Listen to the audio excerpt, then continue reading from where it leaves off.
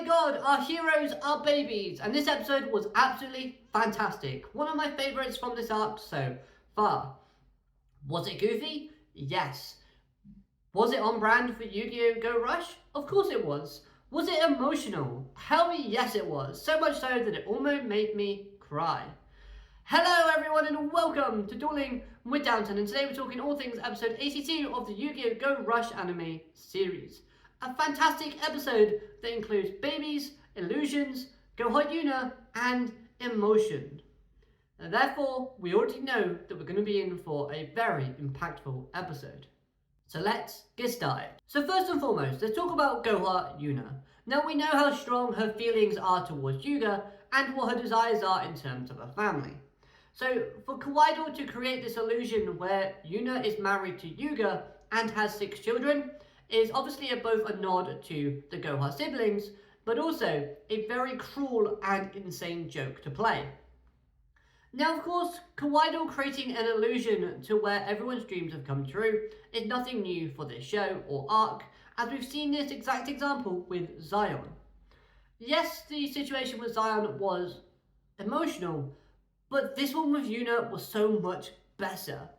As, first and foremost, I love Yuna's character, so for me, it was a lot more interest in this. Secondly, we know what Yuna's feelings and desires are. Therefore, the weight becomes a lot heavier. Then you add in the visuals of all these photos of her happy with this family, this make-believe, with Yugioh, the wedding photo, and you see it all vanish and crumble and break in front of Yuna. You see her emotionally understand what's going on and what's happening, and it's slowly kind of eating away at her. Then you have the music. The music is so soft and meloetic that it's just perfect for the situation. And it really does, the whole segment, deliver that punch to the gut with impactful emotion that almost brings a tear to your eye. And if you did cry, I won't judge you, because yes, it was very intense. Now ultimately the whole segment with them being babies was meant to be a bit of a threat to the heroes, but it was very comedic and over the top, but in a very fun and light-hearted way. The babies looked incredibly adorable. We had baby Zwijo, Yumu, Udius, and even Dinios were just excellent and well animated. Of course, they had to make a poo joke, and with Udius being there and him being the comedic clown of the group, then of course it had to be done with him. I really wasn't that bothered by it, to be fair, because we've seen this type of comedy with Udius before, so it is what it is. Now, returning to Goha Yuna's character. This episode does help to develop her character, as yes, she does revert back to this whole insanely in love with Yugioh theme of her character, but once the illusion is destroyed, I loved how she let it kind of settle, but then she picked herself right back up and said, right, let's move forward. This was fake, I don't need it, it wasn't real, but I can still try and make it real. And in order to do that, I do need to move forward and continue my path. And although she never really said that, her expression perfectly exemplified that. Goha Yuna is a character that, again, just has a lot of hope in her eyes. And that, again, does pair nicely with showing off her character development as she does continue to move forward. Now, in terms of seeing for Celeb Rose archetype again, I really did enjoy this because I do love this archetype. It's a very cool looking one. Now, I had no idea what the deal was with all the equipped spells because they were being discarded, being added, being put back in the deck, being added, being discarded, being put back in the deck so many times that I just kind of lost count of what was in her hand and just kind of just went with it in the end.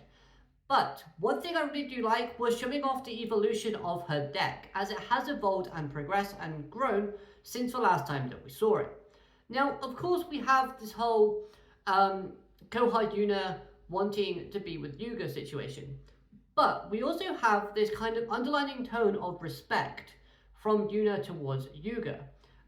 In terms of dueling, we know that Yugioh is a strong duelist and Yuna recognizes that, and her deck kind of has now been built to counteract that.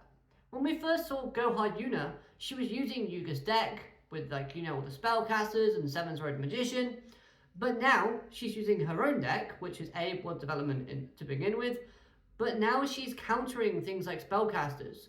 She's countering thunders. She's countering machine monsters.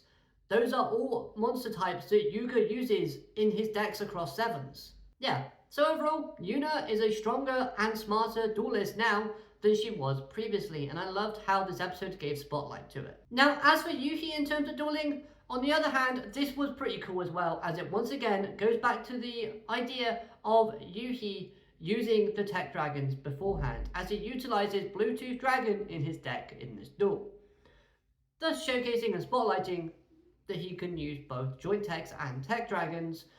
And it was a nice little nod back to the Danamu versus Yuhi duel, because we got to see Bluetooth Tamabot Dragon again, which was pretty goofy, but also pretty funny. Now, one last thing. It was unclear how Yuna gained the ability to turn our heroes into babies. Unless we kind of go back to what I said in the last review, where Otis's Earthdamar was helping Yuna by giving her that ability.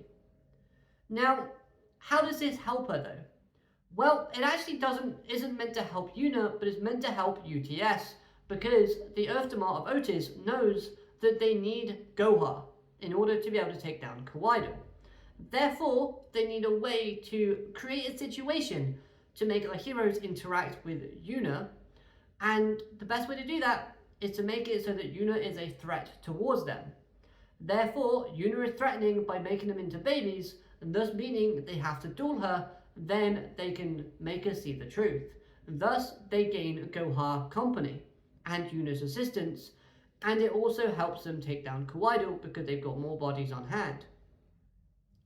Now, that might be a bit of a stretch, but that's kind of the way that I saw it when watching this, with the idea of the Earthdamar helping out our heroes, because he ultimately wants to get out of the possession and captivity of Kawaii. But overall, those are just my thoughts on this episode. I loved this episode a lot. Let me know your first impressions of it in the comments down below. Hope you have an amazing day. Hope you enjoy this review. Hit like, comment, subscribe, all that good stuff, and I'll see you next time. Have a great day. Alligator, matane. Goodbye.